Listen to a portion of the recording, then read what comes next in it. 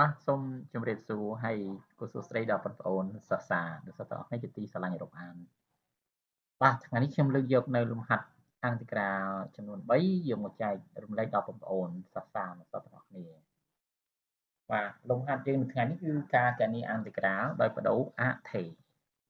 បាទអញ្ចឹងយើងមាន3លំហាត់អញ្ចឹងកុំឲ្យខាតពេលយូរក៏សូមបងប្អូនទាំងអស់គ្នារីករាយតាមដានទស្សនាបាទយើងដាក់ចម្លើយលំហាត់ទី1បាទយើងមាន e ស្មើអន្តរការកំណត់ពី0ទៅដល់1នៃ x កតាឲ្យ x ការ៉េបូក1ស្វ័យគុណ4 dx បាទអញ្ចឹងការកណនីអន្តរការដោយបដូរអថេរនេះគឺយើងត្រូវតាំងបាទបាទយើងត្រូវតាំងបាទអ្វីដែលយើងតាំងគឺយើងតាំងនេះតាំងអញ្ញត្តិ1ស្មើនឹង x ការ៉េបូក1ណាបាទឥឡូវខ្ញុំតាំងអញ្ញត្តិតេមួយចុះបាទខ្ញុំតាំងអញ្ញត្តិតេស្មើនឹង x ការ៉េបូក1បាទអញ្ចឹងក្រោយពីយើងតាំងតេស្មើ x ការ៉េបូក1មកយើងធ្វើ derivative ទៅលើអង្គទាំងពីរដោយអង្គទី1យើងធ្វើ derivative ធៀបជាមួយនឹងតេអង្គទី2យើងធ្វើ derivative ធៀបជាមួយនឹង x អញ្ចឹងយើងបាន dt ស្មើនឹង x ការ៉េបូក1 ព្រីម dx បាទ derivative dx ណា derivative derivative x ការ៉េ derivative x ការ៉េវាស្មើនឹង 2x dx បាទសំទោសម្ដងទៀត derivative x ការ៉េស្មើនឹង 2x derivative 1បាន0អញ្ចឹង derivative x ការ៉េបូក1ព្រីម dx នេះវាស្មើនឹង 2x dx បន្ទាប់មកទៀតយើងឃើញថានៅក្នុងលំហាត់របស់យើងនេះវាមាន x dx ណាវាមាន x ហើយនឹង dx អញ្ចឹងយើងទាញរក x dx មកបាទណាបាទអញ្ចឹង dt ស្មើនឹង 2x dx ដល់ពេលយើងទាញរកx dx មកយើងមិនយក dt ចែកជា2តោះណាបាទយក dt ចែកជា2អញ្ចឹង x dx ស្មើ dt ចែកជា2ក៏បានស្មើនឹង1លើ2 dt ក៏បានបាទក្រោយពីយើងតាំងអញ្ញត្តិតេរួចហើយបាទយើងត្រូវបដូរតម្លៃនៃអថេរបាទណាដូរតម្លៃនៃអថេរ0នេះគឺជាតម្លៃ x 1នេះគឺជាតម្លៃ x នៅពេលនេះគឺអង្គក្រាយើងបានបដូរអថេរទៅជាអញ្ញត្តិតេហើយបាទអញ្ចឹងកាលណាបដូរអញ្ញត្តិតេចឹងតម្លៃរបស់វាក៏ប្រែប្រួលដែរបាទក៏ប្រែប្រួលដែរណាបាទអញ្ចឹងទី1បើសិនជា x ស្មើ0បើសិនជា x ស្មើ0នេះ x ស្មើ0ណាបើសិន x ស្មើ0យើងយក0ទៅជំនួសកន្លែងនេះកន្លែងយើងតាំងមិញនេះអញ្ចឹងជំនួស x នេះដល់លេខ0មកអញ្ចឹងវាទៅ0ការ៉េបូក1ណា0ការ៉េ0បូក1មកវាស្មើ1បាទអញ្ចឹងបើសិនជា x ស្មើ0នាំឲ្យតេស្មើ1បាទតោះណាមួយទៀតបើសិនជា x ស្មើ1វិញបើសិនជា x ស្មើ1ដូចគ្នាអញ្ចឹងបើសិនជា x ស្មើ1យើងយក1មកដាក់កន្លែងយើងតាំងនេះឃើញទេបាទមកដាក់កន្លែងយើងតាំងនេះអញ្ចឹង1ការ៉េ1 1បូក1បាន2អញ្ចឹងធ្វើឲ្យតេស្មើ2ក្រោយពីយើងតាំងហើយនឹងរកតម្លៃនៃអញ្ញត្តិបាទតេរួចហើយយើងបដូរអង្គក្រាដែលមានអញ្ញត្តិ x ទៅជាអង្គក្រាដែលមានអញ្ញត្តិ t បាទអញ្ចឹងយើងបាននេះឃើញទេយើងបាន e ស្មើអង្គក្រាកំណត់ពី1ដល់2ណាមុនដំបូងយើងមានអង្គក្រាកំណត់ពី0ដល់1នៃអញ្ញត្តិ x នេះទេនៅពេលដែលយើងបដូរវាទៅជាអញ្ញត្តិ t វាទៅជាកំណត់ពី1ដល់2វិញបាទទេបាទនៃ t សេគុណ4នេះ x ការ៉េបូក1នេះយើងស្មើនឹង t នេះណាយើងតាំងស្មើនឹង t អញ្ចឹងវាស្វ័យគុណ4វាទៅជា t សេគុណ4ហើយ x កតា x dx x dx បាទវាស្មើនឹងនេះ x dx វាស្មើ dt ចែកជា ជា2អញ្ចឹងយើងអាចនិយាយថាស្មើនឹងអានក្រាកំណត់ពី1ដល់2នៃ t សេគុណ4 dt លើ2 dt លើ2នេះយើងអាចសរសេរថាស្មើនឹង1លើ2 dt ឃើញទេ1លើ2 dt ក៏បានដែរបាទអញ្ចឹងនាំឲ្យអានក្រា e អាចសរសេរនេះឃើញទេបាទ1លើ2ស្មើ1លើ2អាំងពី1ដល់2នៃ t សេគុណ4 dt ឃើញទេ1លើ2បានមកពីណា1លើ2នេះមកពី dt លើ2អញ្ចឹងនៅខាងមុខមានមេគុណ1អញ្ចឹង1លើ2អញ្ចឹងបាទយើងរុញវាមកមុខអាំងទីក្រាផុតមកអញ្ចឹងស្មើ1លើ2អាំងទីក្រាកំណត់ពី1ដល់2នៃ t សេគុណ4 dt បាទណា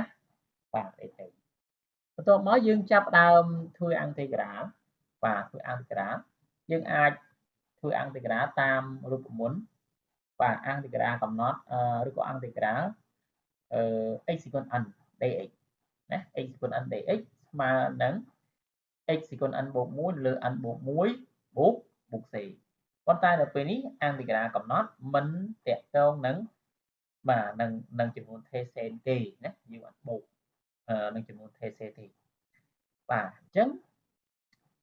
អាំងទីក្រា t សេគុណ4វាស្មើនឹង t សេគុណ5លើ5ឃើញទេបាទ4បូក1លើ4បូក1បាទអញ្ចឹងកំណត់ពី1ដល់2អាំងទីក្រាកំណត់ពី a ដល់ b ណែគុំ f x dx ស្មើ f ធំនៃ b ណា f ធំនៃ b ដកឲ្យ f ធំនៃ a អញ្ចឹង b យើងទៅស្មើ2 a យើងស្មើ1អញ្ចឹង f នៃ b យក2មួយចំនួនចូលមកវាទៅជា2សេគុណ5នេះ2សេគុណ5នៅលើ5ដក f នៃ a របស់យើងស្មើ1អញ្ចឹងយក1ដាក់ចូលមកបន្តែយក1សេគុណ5បាន1នៅលើ5តោះណាអូខេបន្តមកទៀតបាទនេះភាគបែកដូចគ្នាយើងដាក់ភាគបែករួម2សេគុណ5បាន32ដក1នេះឃើញទេបាទដក1នេះ1លើ2នេះយើងទុកនៅដដែលសិនបាទ32ដក1នៅសល់31លើអីលើ5បាទអញ្ចឹង1គុណនឹង31បាន31 2 5ដង10ឃើញទេបាទអញ្ចឹងអាំងទីក្រាទី1របស់យើងស្មើនឹង31លើ10ដូចនេះអាំងទីក្រាកំណត់ពី0ទៅដល់1នៃ x កតានឹង x ការ៉េបូក1សេគុណ4 dx ស្មើនឹង31លើ10បាទនេះជាចម្លើយរបស់យើងណាអូខេយើងបានបញ្ចប់នៅលំហាត់ទី1យើងបន្តចូលដល់លំហាត់ទី2បាទលំហាត់ទី2យើងមាន b ស្មើអាំងទីក្រាកំណត់ពី0ដល់1នៃ x បូក1នៅលើ x ការ៉េបូក 2x បូក2លើកជាការ៉េ t dx បាទ dx អញ្ចឹងយើងសួរថាតើយើងទៅតាំងតេស្មើនឹងអីណាព្រោះមិនយើងតាំងតេឥឡូវតាំងតេទៅចុះយើងតាំងយើងត្រូវមើលថាពេលដែលយើងតាំងហើយយើងធ្វើ derivative អាចចេញអាមួយទៀតអស់ណាអាចចេញអាផ្សេងដែលលំហាត់យើងមានហ្នឹងណាអាចចេញ x បូក1 dx ទេណាបាទអញ្ចឹងយើងតាំងខ្ញុំតាំងតេដូចគ្នាអញ្ចឹងស្មើនឹង x ការ៉េបូក 2x បូក2បាទបន្ទាប់មកយើងធ្វើ derivative ទៅលើអង្គទាំងពីរដោយអង្គទី1យើងធ្វើ derivative ធៀបនឹងតេអង្គទី2យើងធ្វើ derivative ធៀបនឹង x អញ្ចឹងបាន x ការ៉េបូក 2x បូក2ព្រីមតេ dx បាទតោះណាបាទខាងនេះយើងទុកវាដដែលអត់ធ្វើអីទេបាទចំណែកx ការ៉េនេះយើង derivative x ការ៉េព្រីមធ្វើ derivative មកបាន 2x ដល់ពេល derivative 2x បាន2 derivative 2បាន0អញ្ចឹងម្ដុំនេះយើងធ្វើ derivative បានតែ 2x បូក2ទេចំណែក dx ទុកមកដដែល តោះណាបាទបន្តមកទៀតយើងឃើញថានេះយើងមាន2ដូចគ្នាអញ្ចឹងយើងអាចដក2ជាកតារួមណាដក2ជាកតារួមមកអញ្ចឹងអានេះដក2ចេញសល់x នេះដក2ចេញនៅសល់1 dx នៅដកបាទបន្ទាប់មកយើងរក x បូក1 dx នេះ x បូក1 dx អញ្ចឹងបើយើងចង់រក x បូក1 dx ប៉ុណ្ណេះអាស្មើអីគឺស្មើនឹង dt ចែកជា2អូខេស្មើ dt ចែកជា2បាទឬក៏ស្មើនឹង1លើ 2d dt អូខេក្រោយពីយើងតាំងអញ្ញត្តេហើយយើងចាប់ផ្ដើមរកតម្លៃនៃតេណាតម្លៃនៃតេពីព្រោះអញ្ញត្តដើមរបស់យើងគឺ x ហើយយើងបានបដូរវាទៅជាតេយើងទៅរកតម្លៃនៃតេអញ្ចឹងទី1បើសិនជា x ស្មើ0នេះបើសិន x ស្មើ0នេះគឺយើងយក0ហ្នឹងមកជំនួសចូលកន្លែងយើងតាំងនេះណា x នេះ0 x នេះ0អញ្ចឹង0 2ដង0 0បូក0 0 0បូក2 2អញ្ចឹងធ្វើឲ្យតេស្មើ2បាទនេះទី1ណាមួយទៀតចុះបើសិនជា x ស្មើ1វិញដូចគ្នាអញ្ចឹងបើសិនជា x ស្មើ1យក1មកដាក់កន្លែងយើងតាំងនេះ1ការ៉េ1នេះ1 2ដង2អញ្ចឹង2បូក1 3 3បូក2បាន5ឃើញទេបាទអញ្ចឹងបើសិនជា x ស្មើ0តេស្មើ2បើ x ស្មើ1តេស្មើ5អូខេបន្ទាប់ពីយើងតាំងហើយយើងចាប់ផ្ដើមបដូរអាំងតេក្រាលបាទបដូរអាំងតេក្រាលវាទៅជាអញ្ញត្តតេទៅវិញណាអញ្ចឹងយើងបានb ស្មើអាំងតេក្រាលកំណត់ពី2ដល់5ឃើញទេវាលែងកំណត់ពី0ដល់1ទៀតហើយពីព្រោះយើងបានតាំងអញ្ញត្តតេឃើញទេបាទយើងបានតាំងហើយយើងបានបដូរតម្លៃតេទៀតណាបាទអញ្ចឹងយើងបានអាំងតេក្រាលកំណត់ពី2ដល់5នៃ1លើតេការ៉េព្រោះ x ការ៉េបូក 2x បូក2នេះវាស្មើតេដល់ពេលលើកជាការ៉េវាទៅជាតេការ៉េបាទ dt លើ2នេះ dt លើ2ណា x បូក1 dx នេះស្មើ dt លើ2បាទ dt លើ2នេះយើងអាចសរសេរបាន1លើ2បាទអញ្ចឹងហុញ1លើ2មកមុខមកវាទៅជា1លើ2អានតេក្រាលកណ្ដាលពី2ដល់5នៃ1លើតេការ៉េ dt បាទមើលតោះណាបាទអញ្ចឹង1លើ2នៅដដែលអានេះអាំងតេក្រាល1លើតេការ៉េវាចូលរូបមន្តអាំងតេក្រាល1លើ x ការ៉េអាំងតេក្រាល1លើ x ការ៉េស្មើនឹងដក1លើ x អញ្ចឹងអាំងតេក្រាល1លើតេការ៉េស្មើដក1លើតេកំណត់ពី2ដល់5បាទយើងមានរូបមន្តអាំងតេក្រាលកំណត់ពី a ដល់ b នៃអនុគម a នៃ x គឺស្មើនឹង f ធំនៃ b ដកឲ្យ f ធំនៃ a អញ្ចឹង b នៅពេលនេះស្មើនឹង5 a ស្មើ2ណាបាទអញ្ចឹង1លើ2នេះយើងអត់ប៉ះពាល់ទេទុកវាដដែលមកយើងធ្វើតែម្ដុំនេះ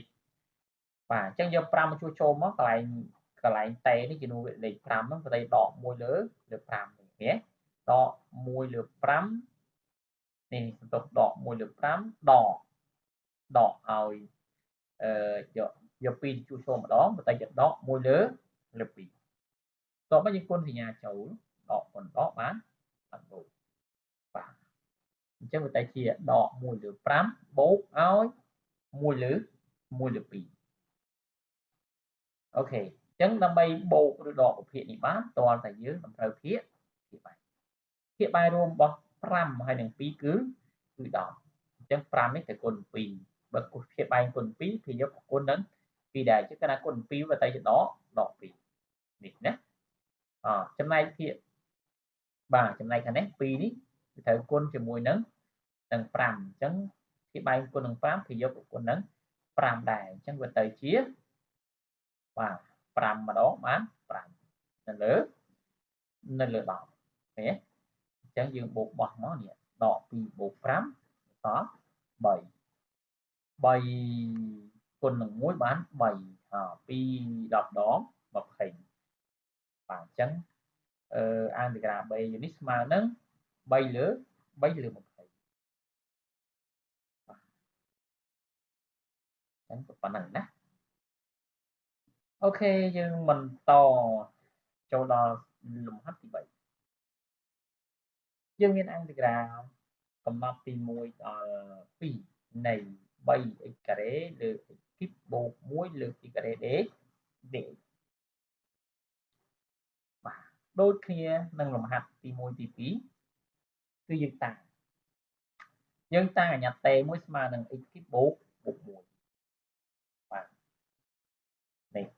តាំងតេស្មើនឹង x គីបបូក1អញ្ចឹងក្រោយពីយើងតាំងហើយយើងធ្វើ derivative ធៀបជាមួយតេអង្គទី2ធ្វើ derivative ធៀបនឹង x បាទអញ្ចឹងនាំឲ្យ dt ស្មើនឹង x គីបបូក1 prime d derivative x គីបបាន 3x ការ៉េ derivative 1បាន0អញ្ចឹង 3x ការ៉េបូក0បាន 3x ការ៉េដដែលរួចហើយគុណជាមួយនឹង dx បាទនេះយើង derivative នេះចំលំហាត់របស់យើងតែម្ដងណាត្រូវជាមួយលំហាត់របស់យើងតែម្ដងគឺ 3x ការ៉េ dx នេះ 3x ការ៉េ dx ស្មើនឹង dt បាទបន្តមកទៀតយើងចាប់ផ្ដើមបដូរនៅតម្លៃនៃអធិបាទ1នេះគឺជាតម្លៃ x 2នេះជាតម្លៃ x ណាបាទដល់ពេលនេះយើងបានបដូរតម្លៃបដូរអាញាត់ x ទៅជាអាញាត់តេបាទអញ្ចឹងយើងដាក់ថាបើសិនជា x ស្មើ1បើសិនជា x ស្មើ1យក1មកជួសចូលកន្លែងតានេះមកណាអញ្ចឹង1គីប1 1បូក1 2អញ្ចឹងធ្វើឲ្យតេស្មើ2ចុះបើតេស្មើ2វិញបើតេស្មើ2យក2ទៅជួសចូលដូចគ្នាអញ្ចឹងឃើញទេបាទអញ្ចឹង2គីបបូក1ស្មើនឹងបាន2គីប8បូក1មកបាន9ណាអញ្ចឹងបើសិនជា x ស្មើ1តេស្មើ2 x ស្មើ2តេស្មើ9ក្រោយពីយើងតាំងបាទគឺយើងចាប់ផ្ដើមបដូរអថេ x ទៅជាអថេតេអញ្ចឹងយើងបាទសេស្មើនឹងអាងទីក្រាលកំណត់ពី2ទៅដល់9នៃ1លើតេការ៉េ dt ណាបាទ x ការ៉េ 3x ការ៉េ dx នេះវាស្មើនឹង dt អញ្ចឹងយើងអាចដាក់ខាងនេះខាងមុខនេះយើងអាចថា1អញ្ចឹង1លើ x គីបបូក1លើជីការ៉េណា x គីបបូក1ស្មើតេដល់ពេលលើជីការ៉េវាទៅជាតេការ៉េបាទអញ្ចឹងយើងបានសេស្មើអង្គការកំណត់ពី2ដល់9នៃ1លើតេការ៉េ dt អូខេតោះមកយើងចាប់ផ្ដើមគណនាអង្គទីក្រា1លើតេការ៉េវាស្មើដក1លើតេនេះដក1លើតេនេះកំណត់ពី2ដល់9បាទអញ្ចឹងកំណត់ពី2ដល់9យើងយកអែបនៃ9ឃើញទេដកឲ្យអែបនៃ2អែបនៃ a ដក a សន្ទុះអែបនៃ b ដកអែបនៃ a បាទអញ្ចឹង b ស្មើ9យក9មកជួយយកកន្លែងតេមកវាទៅជាដក1លើ9ដក1លើ9ដកនឹងបាទហើយនេះរូបមន្តណាដកនេះណាអញ្ចឹងដកនឹង1លើ2បាទដក1ដកបូកអូខេអញ្ចឹងដក1លើ9បូកនឹង1លើ2បាទអញ្ចឹងយើងស៊ីសងវាមកបាន7លើ18អូខេអញ្ចឹងដូចនេះអានក្រៅស្មើ7លើ18អរគុណចំពោះការតាមដានទស្សនារបស់បងប្អូនទាំងអស់គ្នាជូនពរសុខភាពល្អជោគជ័យក្នុងការសិក្សាអរគុណសូមជម្រាបលា